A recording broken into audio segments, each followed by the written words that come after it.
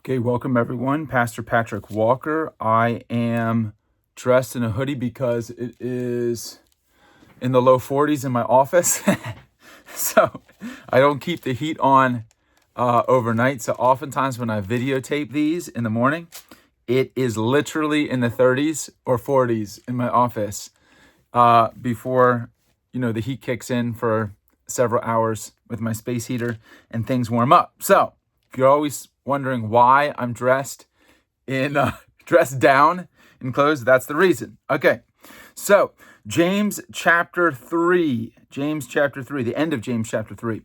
So I'm worked through Hebrews, now I'm working through James. James chapter 3, passage stood out starting in verse 13.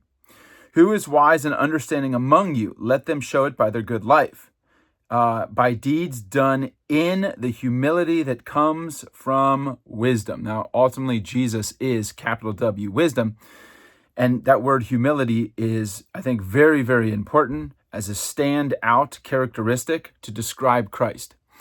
When Jesus came, he came in the cloak of humility, like he wrapped up his divine power, his divine attributes, and he wore the garb of humility, which is why he was unrecognizable by so many who were looking for, the King of Kings, the Messiah, the Anointed One. They didn't recognize him because he had the cloak of humility, which he was wearing when he came to earth. Okay, so this is going to be contrast. Humility is going to be contrast with something the complete opposite.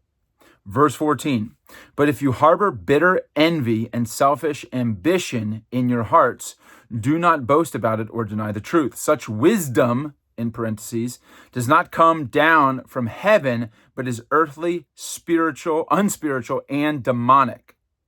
For where you have envy and selfish ambition, there you will find disorder and every evil practice. Okay, here's the comparison.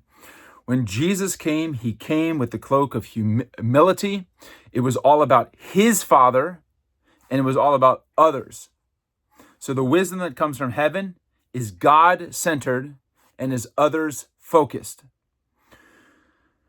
The wisdom of earth is unscriptural. It's the opposite of scripture, and it's demonic. So it's satanic in its origins. What do we see of Satan that is opposite of Jesus? Rather than humility, we see pride. Rather than God-centered, we see self-centered. Rather than other-centered, we see being consumed with self. All right? So when we want to look into the organization of the demonic kingdom, of Satan's kingdom, this is what we should find. It says, you will see envy and selfish ambition. All right. And that will lead to disorder and every evil practice. So I believe that this is a passage that gives us insight into the satanic realm in contrast to that which is of Jesus' kingdom. Jesus' kingdom, one of the chief characteristics, if we are to be like Jesus, we will walk in humility. Whenever we see envy, jealousy, selfish ambition, we will find disorder and every evil practice. I think if you look at the organization of the Russian military, you will see these characteristics. You'll see envy, selfish ambition. They're fighting for power. Like these demons are literally, they don't care about anyone except themselves. And they're using any means possible to secure their own progression in rank, to get higher and higher, more wealth, more power accumulated to them. All right. Why? Because their heart reflects the heart of their ultimate master, which is Satan. And in Satan, we see pride, we see self-centeredness. We do not find humility. We do not find an others focus. So anytime, what I'm saying is when we look at the church, we can tell spiritual maturity versus carnal, immaturity. Do you remember when Paul says, guys, you should be eating meat, but instead I have to feed you milk all over again because you're carnal, you're worldly. It's like you haven't progressed. So the old nature, our fleshly nature, has been corrupted in reflection of Satan. But when we're born again, we begin this process of receiving and cultivating and maturing in a new nature, which is in the reflection of Jesus Christ.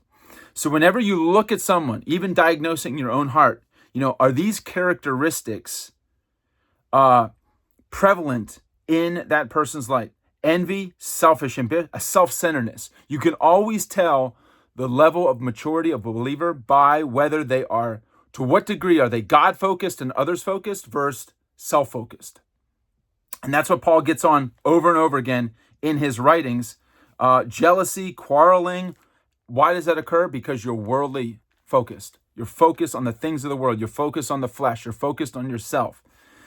And in this passage in James chapter 3, if you get down to 17, he begins to list true wisdom that is pursuing, that is found in the identity of Christ, will take on the characteristics of Jesus: humility, he goes on in verse 17, purity, peace-loving, considerate, submissive, full of mercy, good fruit, impartial and sincere, not showing favoritism, peacemakers who sow in peace reap a harvest of righteousness. So, my proposal today is to consider this passage in James chapter 3, 13 through 17, or 13 through 18, as a contrast of two kingdoms.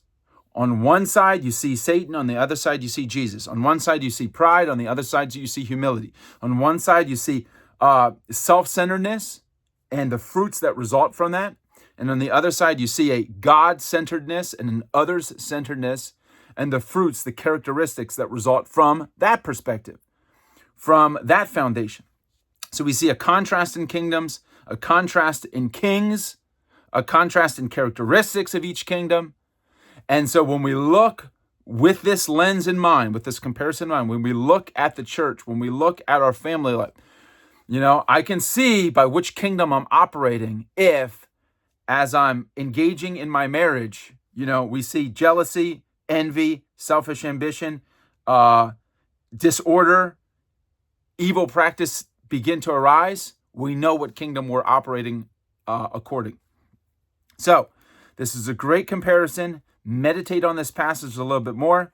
And we're certainly in prayer about walking in the characteristics that we see in Jesus' life, beginning with true wisdom from heaven, which is the characteristic of humility, cloaking ourselves in humility, and being about surrendering our rights to be about the priorities of the Father and prioritizing the people of God, the family of God, our brothers and sisters in the church, and putting their needs, the needs of our spouse, the needs of our family members, the needs of our church before our own. That is truly what Christ would do. That is the characteristics of Christ. And that's what we see here in this passage. Okay? Till next time, God bless.